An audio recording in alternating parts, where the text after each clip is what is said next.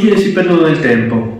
Uno stile misterioso, nato dall'unione di mistiche tecniche taoiste e antiche pratiche marziali, conosciuto come il pallo degli 8 trirami, è giunto fino a noi in svariate scuole e sottostili. Ebbene sì amici, sto parlando del Pakwa Chant, ma prima di cominciare, come al solito, voglio ringraziarvi di cuore per il vostro supporto. Il nostro canale continua a crescere quotidianamente, quindi grazie di cuore a tutti voi. Abbiamo sempre nuovi amici che ci scrivono e che condividono qui i nostri video, quindi ancora tante grazie, continuate a fare così, mi raccomando, lasciate i vostri like e condividete il video nelle vostre reti social. Vi ricordo sempre che è disponibile il nostro negozio online nel quale trovate tutti i nostri gadget, le nostre magliette, le nostre felpe, e in questo modo ci aiutate a portare avanti questo progetto appunto del canale YouTube. Come vi dico sempre, il canale non è sponsorizzato da nessuno, questo è frutto soltanto del nostro lavoro, facciamo le nostre ricerche in base anche ai vostri consigli e cerchiamo di proporvi sempre contenuti di interesse per il mondo delle arti marziali. Per tutti gli amici che vogliono venire ad allenarsi qui con me, vi ricordo che la mia scuola è presente a Roma da oltre 15 anni, tengo quotidianamente dei corsi di Kung Fu, Tai Chi, Wing Chun, Wuxing Chuan, qui nella mia scuola per bambini, ragazzi e adulti, quindi potete cominciare la pratica del Kung Fu a qualsiasi età, in qualsiasi momento. Siete sempre benvenuti. Se volete allenarvi qui con me potete farlo, contattatemi sotto lasciando un commento, vi ricontatterò per darvi tutte le indicazioni per venirmi a trovare qui in palestra. Senza altri preamboli andiamo subito con il nostro video di oggi. Sigla!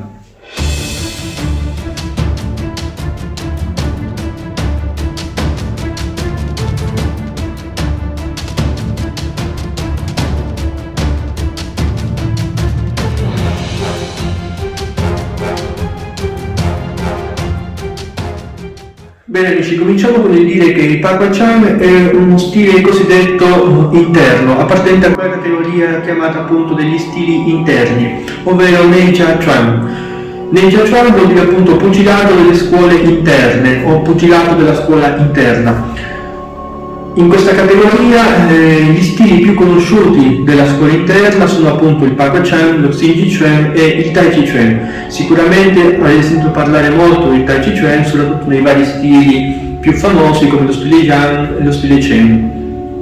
Prossimamente pubblicheremo dei video specifici per ognuno di questi stili, basti qui ricordare che per ognuno di questi stili ci sono diverse sottostili, diverse scuole che appunto promuovono la loro versione di questi stili. Gli stili appartenenti alla scuola interna sono riconoscibili fondamentalmente per due motivi. Il primo, molte delle loro teorie, molte delle loro strategie di combattimento, di approccio al combattimento e di allenamento derivano soprattutto dalla tradizione taoista, quindi ci sono molti esercizi energetici atti appunto a sviluppare quel che chiamiamo l'energia interna Qi. Negli stili interni si dà molto valore a una corretta postura, a un corretto studio appunto della struttura attraverso pratiche che potremmo definire quasi mistiche, misteriche appunto. Non entriamo nel dettaglio, comunque per quel che riguarda gli stili interni cercherò di fare un video apposito nel quale vi spiego grosse linee quello che si intende per stile interno.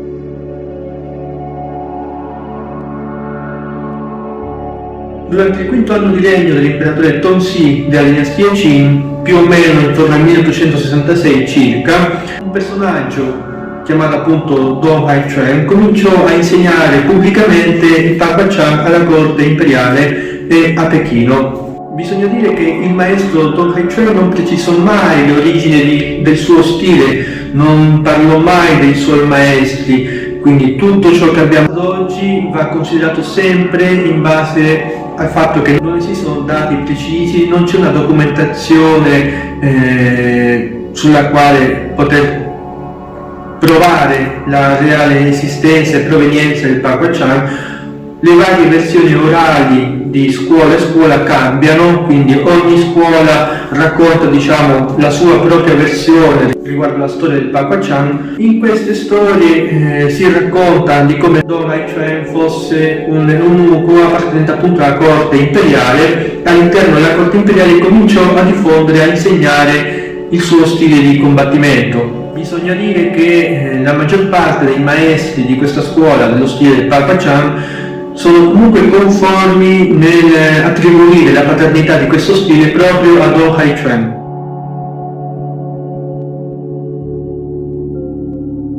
Ora, il nome Pak Hwa-chant vuol dire palmo degli 8 trigrammi. Pak Hwa è appunto 8 trigrammi o 8 qua semplici. Gli 8 qua semplici sono alla base di un libro molto importante, un libro molto antico, un libro che appartiene a quella tradizione sciamanica. Stiamo parlando proprio dello I Ching. Molti di noi hanno sicuramente letto il libro, è un libro molto difficile da capire, molto difficile da studiare, e i vari commenti allegati ai vari qua, ai vari essagrammi aiutano la sua comprensione. Vale a dire qui che il libro I Ching o libro dei mutamenti è un libro appunto nella quale si spiega la teoria dei 8 qua semplici o Pak Hwa. Cosa sono questi Pak Hwa? I Pak Hwa sono appunto 8 segni grafici composti da 3 linee ciascuno. Queste linee possono essere o intere o spezzate a rappresentare appunto le due forze primarie della natura, lo Yin e lo Yang. Il combinarsi di questi 8 qua semplici formano 64 coppie di essagrammi. Queste 64 forme di essagrammi servono per definire tutto il creato e addirittura per cercare di conoscere anche il futuro. Grazie a questi 64 essagrammi si sono sviluppate anche le tecniche di divinazione e via dicendo.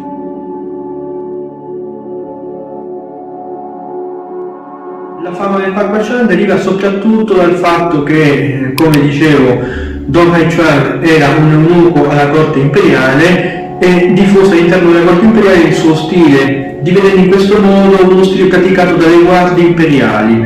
Quindi le guardie presenti all'interno della città proibita praticavano il Pak Hwa-chant e con questo potevano difendere l'imperatore, la sua famiglia e tutta la corte imperiale. Di certo le guardie imperiali dovevano essere esperti praticanti nelle arti del combattimento, esperti conoscitori delle varie armi che si usavano all'epoca, e sicuramente questo è dato modo per far capire al pubblico che il Pak Hwa-chant era uno stile sicuramente adatto al combattimento e molto molto efficace.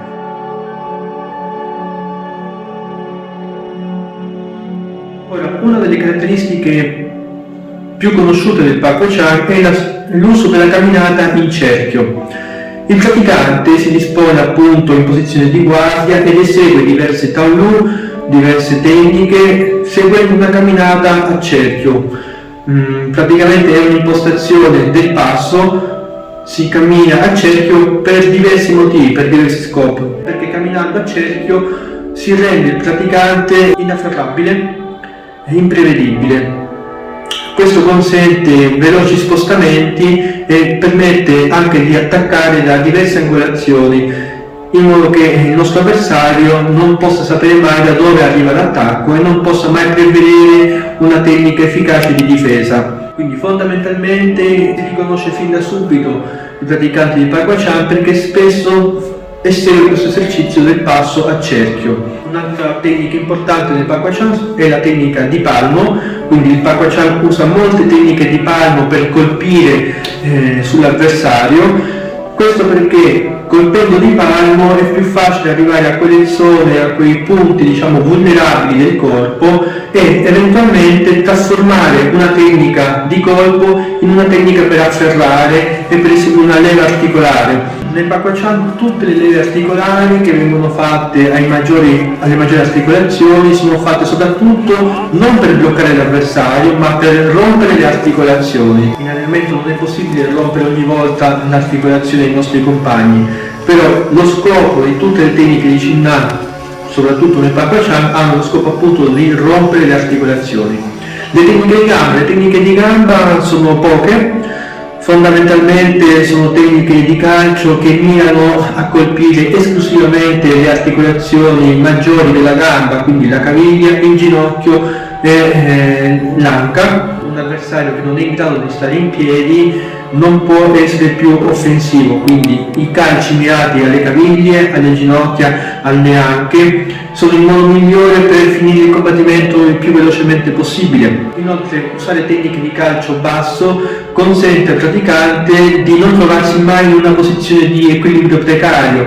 Magari se il praticante dovesse calciare più in alto, ovviamente questo significa sulla carta che per un attimo, per un momento è sicuramente in svantaggio, è con un equilibrio precario ed è sicuramente può subire delle tecniche, degli attacchi dai quali non potrebbe difendersi. Inoltre bisogna dire che sono molteplici le forme con le armi. Il Pak-Wacham è conosciuto soprattutto per le sue tecniche di doppie armi, quindi doppia sciabola, doppia spada, doppi bastoni e via dicendo. Ripeto, essendo uno stile praticato alla corte imperiale, insegnato appunto alle guardie imperiali, queste guardie dovevano essere pronte a combattere sia a mano nude sia con le armi, e le armi dell'epoca erano soprattutto le spade, le sciabole, la lancia, le alabarde e via dicendo. Quindi lo studio di queste armi appartiene perfettamente al curriculum di un praticante di Pak-Wacham. Invito gli amici che praticano Pak-Wacham magari di linkarmi qui sotto al video qualche video di approfondimento magari su questo stile. Bene amici, per oggi questo è tutto. Se avete ulteriori notizie da darmi, se avete qualche consiglio da lasciarmi, per favore scrivete sotto nei commenti.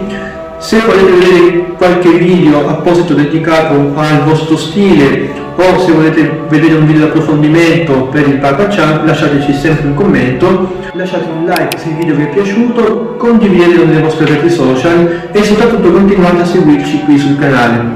Io sono Jaime Visconde, vi ringrazio per il vostro supporto, vi ringrazio per la vostra attenzione, ci vediamo al prossimo video.